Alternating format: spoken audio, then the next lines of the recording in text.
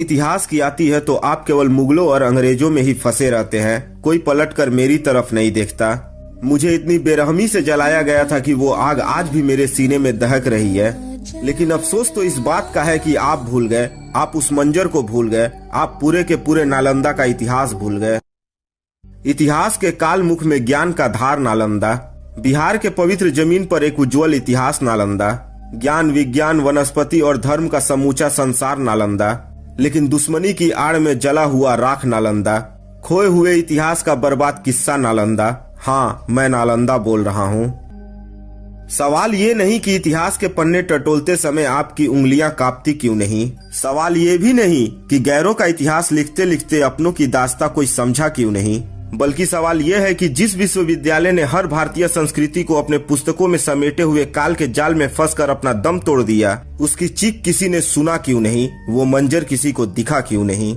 अंग्रेजों और वामपंथियों द्वारा लिखे इतिहास को अपना इतिहास मानने वाले तुम इतिहास के उस कालखंड को भूल गए जिस कालखंड में मैं खड़ा था। पूरे संसार को ज्ञान विज्ञान और धर्म का पाठ पढ़ाने वाला मैं नालंदा, आज तुम मेरे एक एक ईंट को मात्र 100 रुपए में बेचते हो, शर्म नहीं आती। खैर छोड़िए, आएगी भी कैसे। जिसे ये लगता है कि भारत का खोज तो वास्को डी गामा ने किया था, वो नालंदा को क्या याद रखेंगे।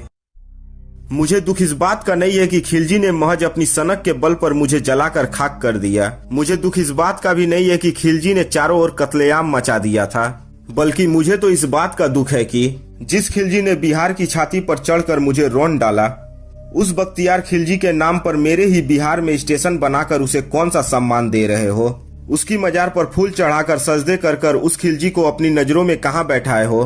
अरे उस बख्तियार खिलजी ने केवल अपनी सनक के लिए 90 लाख किताबों को जलाकर स्वाहा कर दिया, जिसने भारत के इतिहास भंडार को 3 महीनों तक जलने के लिए छोड़ दिया। उस खिलजी के नाम पर बख्तियारपुर स्टेशन बन जाता है। अरे उस खिलजी ने हमारे इतिहास की केवल जड़ें नहीं काटी, बल्कि पूरे के पूरे इतिहास की कालखंड को निर्वस्त्र कर दिया।